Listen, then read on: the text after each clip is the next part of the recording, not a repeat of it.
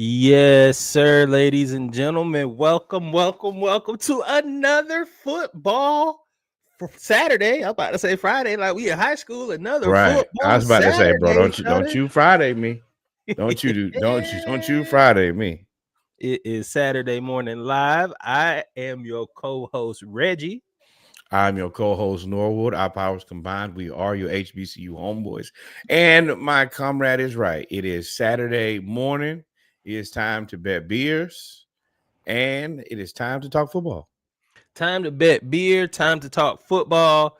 If you haven't had a chance to go listen and go to our page on the Splashcast, we have our beer of the month. We're going to take 1 minute and 7 seconds to let you guys know, hear from Mikey B, Dive Team Media affiliate, to tell y'all about the beer of the month. We'll be right here.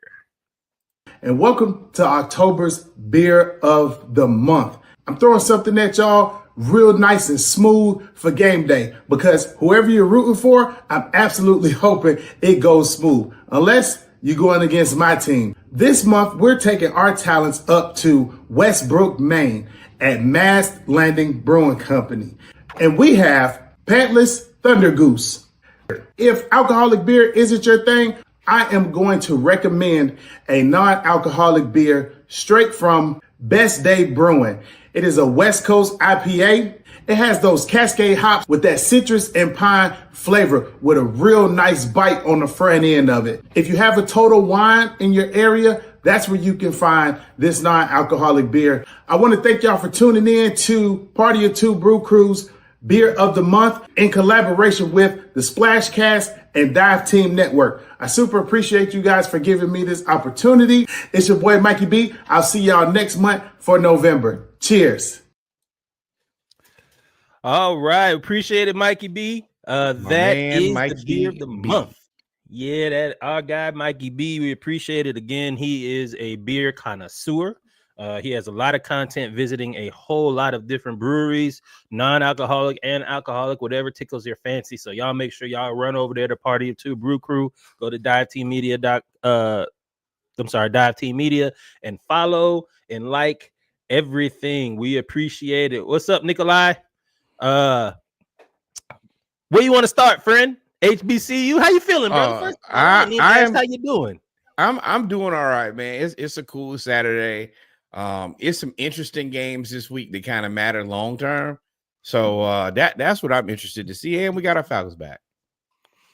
Yeah, it is. I got my executive producer in the background telling me I'm too loud because she can't hear Bluey. So, hey, we hear you, Reasonton, and we will get it together. Understood. So, loud and clear.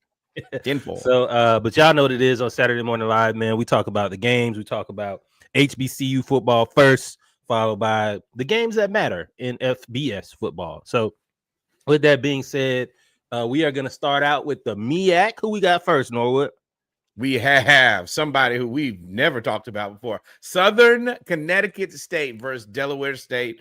Of course, we're going for Delaware State. Hope that rushing tandem continues to destroy people. And Deshaun Jackson continues to put out good tape. Southern Connecticut State seems like a place that I would never visit. Homecoming game. It seems like this is a team that you play for homecoming. I don't know if it's Delaware State's homecoming. They need to treat it like it. They ain't going ahead and blow them out the water, rush for 400 yards. This should be a record-setting game for Delaware State. So we both picking Del State here. Next up, South Carolina State versus A&T. A&T, y'all beat us. Congratulations for whatever that's worth. A big man. I think that y'all lost the very next weekend, and now y'all get South Carolina State, which is unfortunate. They're going to destroy you guys. I think hopefully y'all enjoy the food and enjoy the time, but South Carolina State is going to put a whooping on y'all, and they have some spinoff of Jiho that they're calling their homecoming, and I already said that's going to be spicy, and it is. Yeah, it is A&T's homecoming, which I can't believe y'all decided to play South Carolina State on A&T's homecoming, but they're going South Carolina State don't go in there playing no games now. Hampton went in there playing games and got beat. South Carolina State. Chennis got his Louis bag in hand. I saw it on Instagram yesterday. He is not going there to play no games with them people. Yeah, playing somebody for homecoming is low-key disrespectful. So, especially the number one team in the MEAC of the conference that you left because you said they weren't good enough. I also don't think that they scheduled this with Mr. Berry in mind. Very true. You schedule years out. It Awesome don't matter. Prayer. Don't matter. Bulletin board is bulletin board is bulletin board. South Carolina State gonna beat y'all ass board. The next game, the icing, the Howard icing. Yes. Howard versus Sacred Heart. I mean, I guess we're rooting for Howard in this, but hey, man, y'all lost us. It don't matter. Congratulations on a perfect season, as far as I'm considered. Everything from here on out is up, baby. You lost to the Pirates. That's all that matters. Who lost to the Pirates? No, they didn't. I'm getting them confused with. I'm trying to make everybody Norfolk. I'm trying to make everybody. I was gonna let you get that off too. I like, all right, cool. Humblest apologies. We gonna lie. We can lie. We gonna lie. Man, I don't want no smoke. I don't want mistakes were made. But yeah, Howard's gonna win. Next game, you were talking Morgan State and Virginia Lynchburg. Morgan off a heartbreak against Georgetown. Y'all need to go ahead and handle business against Virginia Lynchburg. Go ahead and get your morals back up. Slump buster is what we call it. For sure, buster. And then Norfolk, because we both picking Norfolk State. We both picking Morgan. Oh, Morgan State, yeah. Norfolk versus Wofford. Wofford lost to South Carolina State, if I remember correctly. Yes. And y'all are not as good as South Carolina State. Y'all are going to get whooped. Sorry, Mr. Vic, but people will be out there from Wofford to see you for sure. Y'all gonna get a lot of money coming in from ticket sales, but that's about it because them touchdowns ain't gonna be coming. Tell you that right now.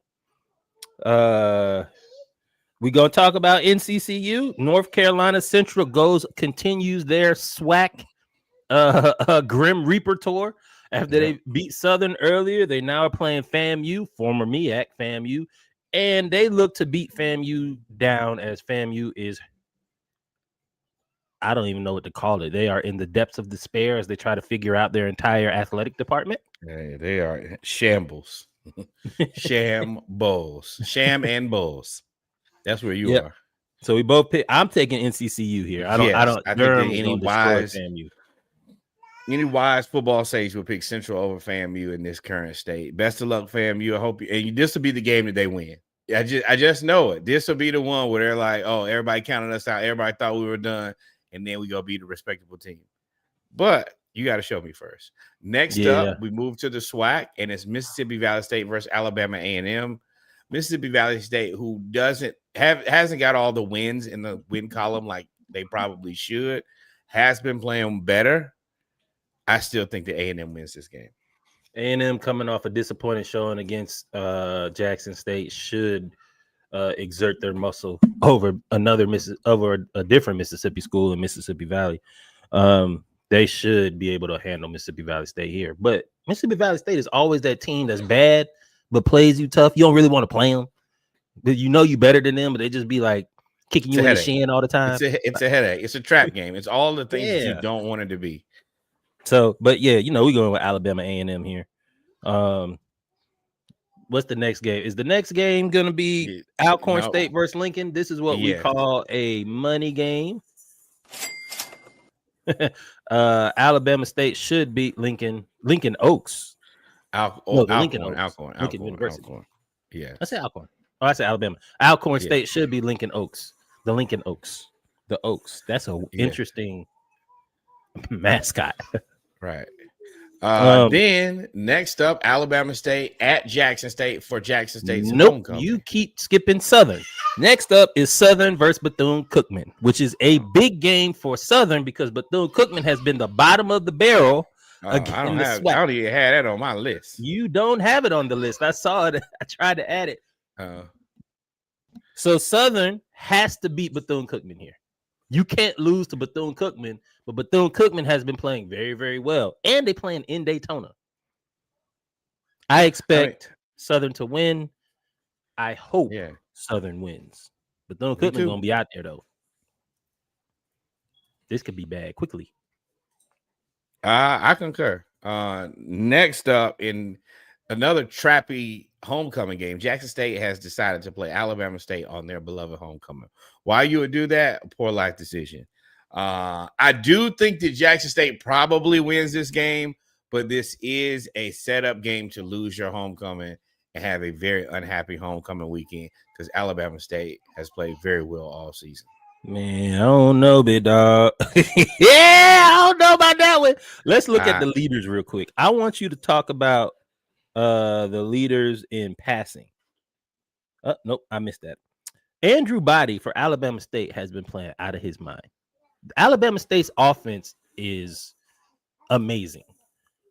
I am going to take Alabama State here. I'm not betting. I was about to say, ring it up. I couldn't even get to it fast enough. I'm going to Alabama. I'll bet it because I ain't betting too much else over here. I'll take Alabama State over in the upset in Mississippi, in Jackson, on homecoming to beat TC and upset Jackson State. Give it to me. Right. Give it to me. Give it to me. Hey, yo. Oh, never mind. Nope. I'm not telling myself. All right. Norwood got Jackson State. Reggie has Alabama State. We both have Southern, and then finally TSU at Grambling. This will be a do not bet. Both of these teams have not given me the confidence that I would spend my hard-earned money on one of them. I think this is Texas Southern. I ain't seen Grambling score 50 points in a decade. That's disrespectful. I mean, TSU either can play up or down to their competition. I don't exactly trust it, but you got a valid point with that. And then quickly to close out HBCU, Campbell plays Hampton. Of course, we rocking with the Pirates. Don't even ask me no other questions. Always rocking with the Pirates. Don't ask me nothing about the Campbell Camels, because we ain't rocking with it, and that's life. Next up, a surprisingly interesting game. Now, the first thing I want y'all to notice is, hey, Chris, there's not going to be a whole lot of ACC talk. Well, there isn't because the ACC sucks. There's one game, one de facto game, elimination game. We'll talk about it at the end. Exactly, de facto. But Kansas versus Texas Tech, I think both of these teams are one-loss teams. I think this is quietly a very important game. Of course, I'm going to bring up every weekend. Texas Tech has spent the $16 million in NIL money for transfers, and they have basically run the SMU play, which has looked flawless so far. So congratulations to Texas Tech. I'm picking them in this game. I think that Kansas is not ready. No, Texas Tech has too many athletes that they pay for all over the field. This may get out of hand. This may be another Texas Tech versus Utah game that I see. And also more surprising football talk, BYU versus Arizona. I think that BYU is still undefeated, if I remember correctly, and Arizona is a one-loss team. 4-1. One's ranked, one isn't. So I take that with a grain of salt for Arizona. BYU has played really well. They played some decent competition. I think that I'm a rock with them until proven otherwise. I know that I'm hitching my wagon to something that eventually has to end, but I'm not done yet. Also, you got to take into consideration they lost their quarterback to that fiasco at the beginning of the season, and for them to be 5-0 after losing what you believe to be your starting quarterback is highly impressive. Got to give kudos for that. Arizona plays good defense. Arizona is at home. I'm probably going to take Arizona here at home.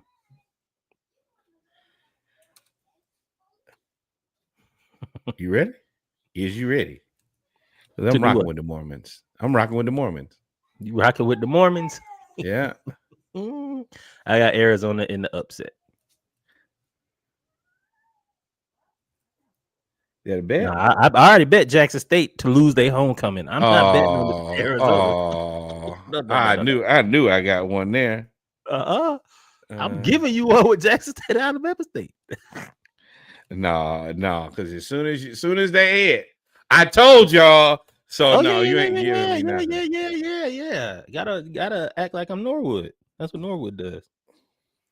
Arizona State versus Utah. I am taking Arizona State. I think in this game, I'm not sure if Utah is back yet. Yeah, Arizona State looks for real. As well. I'm taking Arizona State here. And a game I added was an interesting game because Cincinnati beat Clearly, Iowa State last week, who is still ranked even after losing. And they play UCF here. And this will tell me if they're fake or for real. So I'm gonna of course I'm taking Cincinnati here. You taking UCF? I honestly don't know enough about this one to pick it. I got you. Well, I'm taking Cincinnati. I don't. I believe both of these teams are scams. So, Well, next up, so we're gonna go to Big Ten, Northwestern versus Penn State. Reggie has called this James Franklin watch. If you lose this game, watch yourself walk the hell on out of Penn State. I'm gonna pick Penn State because I have an ounce of sense. If you lose, we ain't got nothing to talk about here. I don't care nothing about Northwestern, but you can't lose the 0-4 UCLA, James Franklin, and then lose to 2-4 Northwestern. Can't do it. He knows he's black. He ain't even going to attempt to do that. We're gonna skip that. Ohio State versus Illinois. We all know that Illinois is a scam. Ohio State, do what everybody expects you to do. Don't play around with this. Ryan Day, don't get cute and don't be stupid. Ohio State has all the talent here, but if you allow a defensive-minded running football team, I don't say running because they do throw the ball a little bit in Illinois, but a defensive-heavy team to stay in the game and ball control, you will lose. Ohio State, I expect you guys to come out and score 21 straight points before Illinois can even blink, and that is how you get it done. If you allow them to hang around to the fourth quarter, they can hang around to the fifth quarter. They're not beating Ohio State. Okay. Indiana versus Oregon. Cincinnati gets smoked versus Dan Lanning. Apparently, Dan Lanning has already ripped his shirt off today. I'm taking Oregon by a whole lot. Oregon gonna beat the hell out. Listen, this is SEC Northwest versus Scam Midwest. Oregon is going to open up a can of whoop ass on Cincinnati. Because they can score with Indiana and Indiana can't play defense. So I expect Oregon to destroy Indiana here. Next up in a battle of 4-1s, Nebraska versus Maryland. Dylan Raiola continues to just kind of get it done in unconventional ways. And I can't think of old boy who plays quarterback for Maryland who's done a really good job minus their first loss last week. Malik Washington. Yep, that's his name. This is kind of the battle of the project quarterbacks. Both of these guys, interesting, probably need another year or two to fully develop into whatever you want them to be. But I mean, there's potential for both of them to be in the NFL and play on Sundays. Or at least they done already picked Dylan Raiola. You talk about Shador nepotism. His nepotism is right there. He about to go to the NFL too now. I mean, this is the thing though. Dylan Raiola, if you look at his stats, he's played pretty well. I think that it's just gotten to a point now. Played nobody. Okay, and that's how I feel about the vast majority of the Big Ten. So you can get in the group with everybody else, y'all, and none of y'all playing nobody. Let's be real here. So true. I mean, it is what it is. But I think that both of these guys have talents that could be interesting on Sundays if they get to a solid baseline. In this, I don't know who I really want to pick. I want to go Loxley in Maryland for the black factor. You know who I'm rocking with. Come on now. You know who I'm rocking with. The blacks. We going with the black coach, the black coordinator, the black QB, black wide receivers. I honestly don't think that Nebraska has a team that will travel well. I don't believe in Nebraska. I picked them as a sleeper only because they don't play anybody. But I think Maryland could. This is a team. After I saw them struggle against Cincinnati, I believe that Maryland's gonna get him here. Malik's gonna let him know, like, nah, Dylan who? See, that's the thing about this game is every now and then you get a game where you have two teams that you think that are actually pretty equally yoked, and I think that's what these two teams are. This is Overtime, one sure. where, yeah, and I'm talking about prayerfully some massive plays. I want some big plays because both of these guys are exciting. I'm not going against my dog trail. You picking Nebraska? No, Maryland. Gotta go with the Blacks, baby. My pro fight coach is from Maryland, so I can't. I'm not going. I don't go against the family. And then finally, Michigan versus USC. This games would have meant so much more about a decade ago. But they played. This is an interesting game. USC trying to make itself relevant again. Michigan trying to legitimize itself after the Connor Stallions thing. And I think that both of these teams are kind of in this weird space where like nobody cares about us. But historically, we're two teams that everybody cares about. And I think that we're both indifferent to the coaches and to the team. I'm going with Michigan. No, is this Michigan? You said Michigan, USC? Yeah, I'm going Michigan here. I'm on the fence. I am not I'm going Michigan too because every time I go with USC, they abandon me and make me look stupid. I am not a fan of Lincoln Riley. I think USC is a scam. I think Lincoln Riley is a scam. I think he's a really good quarterbacks coach and offensive coordinator. I don't think he knows how to run a program very well. I think Michigan with Sharon Moore, who got to pick their suspension, means that the deck is loaded. So they're going to go ahead and win this game anyway. And I think, is it Bryce Underwood? Mm-hmm. I think he's going to have a big game against USC. Yeah, I'm picking Michigan because USC is just going to let me down if I pick them. I mean, they probably win now that I don't pick them, but it was 100% sure that if I did pick them, they would lose in embarrassing fashion. So it is what it is. Yeah. Every time I pick them, they make me look like a fool. That's the reason. Certain teams you can't pick. Next up, SEC, Alabama versus. Oh, also Tremaine. You don't care about what you said, dog. You said historically those teams were good. And I was like, that's a Tremaine point. Where you talk about what's happening today, and then he starts talking about 1976. Like, we don't care about what happened back then. King of it. Are you talking about world championships? Yeah, I mean, it's not a Super Bowl, but it's kind of. You talk about AFL. Like, I'd be like, what, bro? I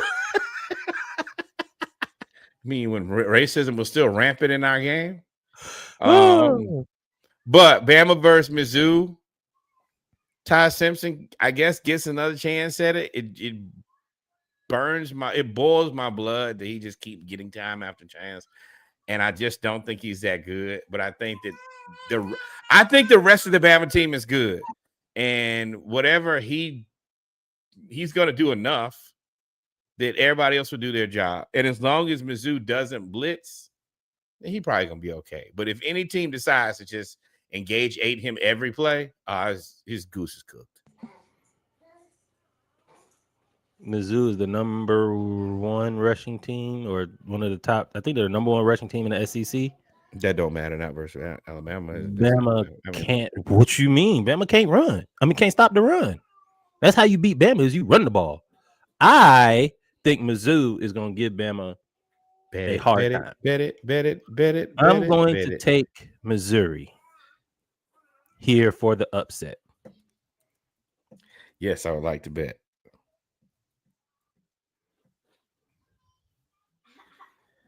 And we going to bet it. Why not? Because I be seeing all these Bama content creators. They done had so many videos to post. But they be quiet when they lose now. So I'm going here. Mute. I'm going Mizzou for the upset. Okay. UGA versus Auburn. Auburn, stay at home. Don't waste Georgia, somebody. y'all better run the ball. Bobo, listen, Mike Bobo, run the damn ball, dog. Run the ball. We'll need to get cute. We don't need no double reverse annexation of Puerto Rico. Gunnar Stockton is a hand the ball off read option. Hey, yeah, now Auburn's just not good. Mike Bobo, if you lose this game, you've reached James Franklin territory of just doing things that don't make any sense. And if you do that, indefensible. And I still hope they bring you back because I think you're a wonderful addition to the University of Georgia's coaching staff. Him and well, we'll get there. Go ahead, UGA. I picked Hey, UGA. let me have my moment. Let me have my damn This moment. your moment. You right. My bad. This your moment. Go ahead. South Carolina versus LSU. I think that this game actually ends up being a lot better than people think. I think that South Carolina has fallen back into their preferred role, which is spoiler. Yeah. And I think the LSU is on the cusp of either getting out of there and being one of the top tier teams or just another Brian Kelly year pissed away. And I think that South Carolina would love to piss away a Brian Kelly year. I don't think the LSU fans like Brian Kelly, and I think that they're just waiting on the shoe to drop. And when the wrong loss comes around, they're going to start circling like buzzards. Man, talk about a coach that's really difficult to fire. Brian Kelly is the epitome of win just enough to where you can't lose, right? So, like, I think South Carolina and LSU is a game where LSU is going to win because unlike last year where South Carolina had multiple playmakers on offense, we know two people, Nick Harbor and Lenore Sellers. We don't know nobody else.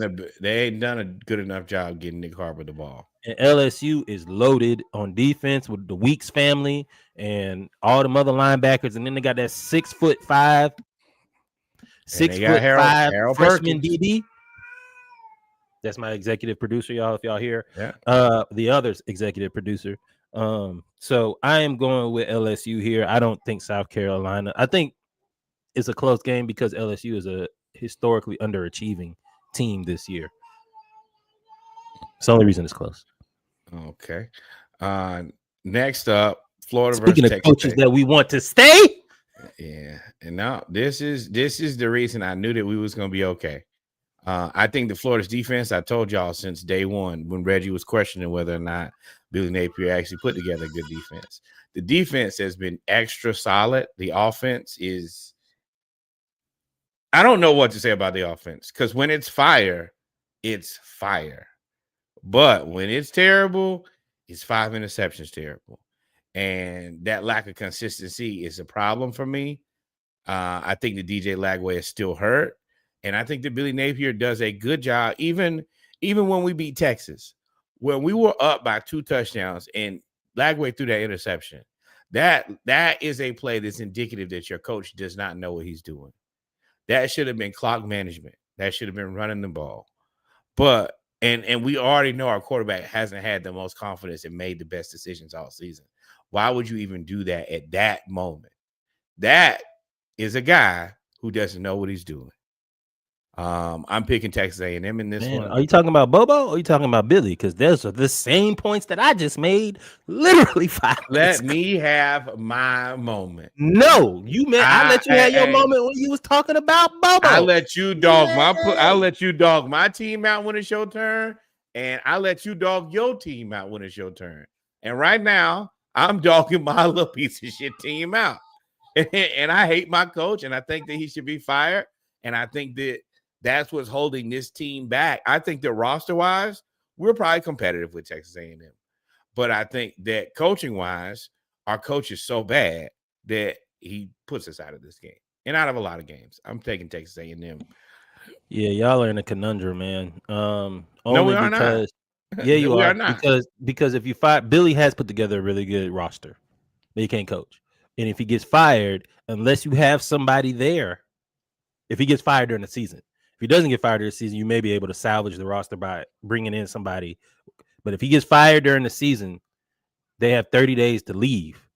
And you have to, and if you don't name a coach, that entire roster is going to leave, right? So you got to kind of, this is why y'all are in a conundrum. Y'all got to keep. We're not. Fire him. Just fire. Through the end of the year. in order to fire him so that you can bring in like a Lane or whoever you're deciding to Hey, bring in. whatever it is, the portal is the portal. And if they want to go, they're probably right. And if they feel that way, then they probably should just go anyway. We need to do what I've been saying since the second drive of the first game that Billy Napier coached. Fire Billy. Fire the coach. Is there going to be fallout? Sure. I'm fine with that as long as we can begin to recover. But to dive deeper into this wreckage of Billy Napier, no, for no reason. I'm taking Texas A&M. Yes, the world is Texas taking Texas A&M. Florida, hey man, I told you they're gonna get one more. I hope they beat. Oh yeah, 100%. As much as we will get trounced a few more times before the season is over, we'll ruin somebody else's day too. That defense, I'm scared. I'm not gonna lie. As a Georgia fan, I'm scared because our DBs have been boo boo, and y'all are playing these freshman receivers, which means that y'all are just pulling like the Saban in the national championship game and just like, fine, just play them all, play everybody, and whatever happens. The receivers are good. The running back is good. The quarterback has good moments, inconsistent, but good moments. And then you have a defense that's been playing well all season. It's just Billy. That's the reason that whatever it is he's got to go. But the next game up here, very intriguing here, is OU without John Mateer and Texas with Arch Manning. Quarterback position in both situations, extremely questionable. I don't think that Arch is ready this year. Everything that I've seen, it hasn't looked good. Now, I will say he's probably gotten a raw deal. Your first game is Ohio State. That sucks. Your first away SEC game is the Swamp. That also sucks. Your name is Manning, so nobody cares. I hate to have to say it like that, but that's the harsh reality. You would think OU is got to have a deficit here because they're playing with the backup quarterback, but Texas is playing with Arch, and I don't think that they can fire him because of his name. So it's kind of like the quarterback position is kind of a dogfall. They don't see fire Arch because they don't have anybody else that we know. I'm not sure about that. I don't think that if they've managed to recruit themselves to a half of a quarterback, then Sark, you put yourself in a really bad position. I'm taking OU in this game just because I don't think that Arch Manning has the confidence against anybody who's not Sam Houston State. Fair. I think OU's defense is really, really good, and I think Texas's defense has been a little disappointing. Actually, they haven't. The offense has been disappointing. I think the defense from Oklahoma probably upsets. Is that upset? Beats Texas. I think the defense of Oklahoma beats Texas. Yeah, I don't think it's an upset. I don't think it's an upset. It's such a weird game because I think OU would be head and shoulders above if they had Mateer. No, Mateer puts him in a very weird spot. But I'm taking OU in this. And then finally, Notre Dame versus North Carolina State. Notre Dame, I'm going to tell you this. I'm going to keep telling you this. You have to win games. I can't, what's his name? Marcus Freeman. Coach Freeman, you have to keep winning games. You have a good job that I know they pay you more than above market rate. And that's fine because we don't get to know that. But if you want to keep this good job, you gotta beat them. You gotta beat the Wolfpack.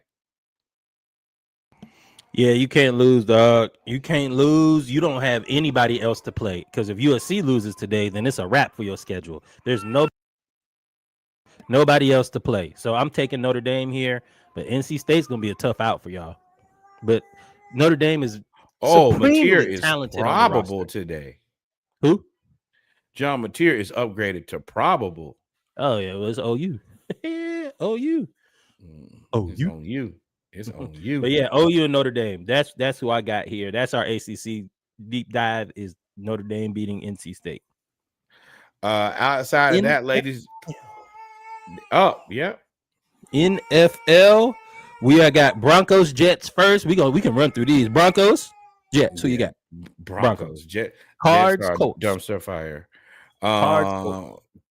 Colts until proven otherwise. They're rocking along, looking like They one of the might best be the teams in the number one NFL. seed, bro. Right. Patriots, Saints. Patties. No. Chargers, Dolphins. Oh, Chargers. Okay, Chargers, Dolphins. Chargers. Yeah, the Dolphins. No Tyreek. The Dolphins have drowned. Patriots versus Saints. Drake Mays played really well. I think the Spencer Rattler's played okay, but he's not going to be up to this. Patriots win. Browns versus Steelers. Browns ain't won in Pittsburgh in 50 years. Hopefully Dylan Gabriel is the guy who breaks the streak. That would be great. The last quarterback to win in Pittsburgh for the Browns was Tim Couch. He was the starter of this 26 quarterbacks in 25 years. But it's like 41. It's really 41 quarterbacks in 25 years.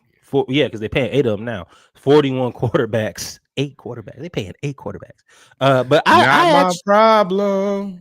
And they just traded for Tyson Campbell. I think, unfortunately for them, that's going to be the problem. I expect for the Browns to lose this game in Browns fashion.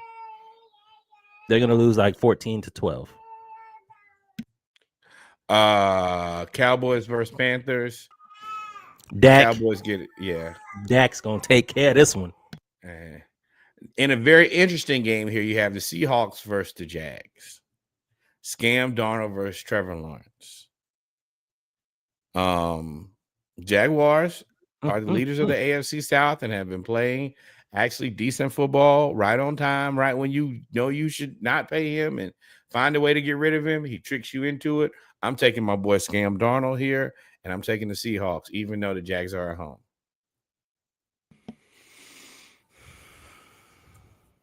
I'm taking the Jags here. I knew you would. I don't know why, though. But I'm taking the Jags here. Rams versus Ravens. Yes. I'm cool with that.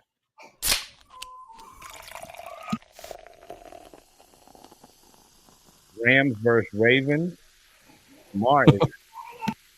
Everybody's out. They got 14 players hurt. And Titans 25% of your roster is on IR or out of the game. That's crazy. You need a quarterback? I got one for you. Titans Raiders. This is the ass bowl. Both of these teams is ass. Don't care.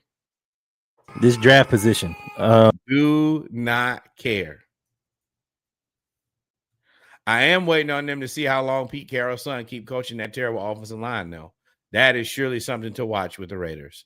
If you want to pick a team, sure. If you don't, I don't blame you. Bengals versus Packers. Packers. The Bengals are rolling out old man Joe.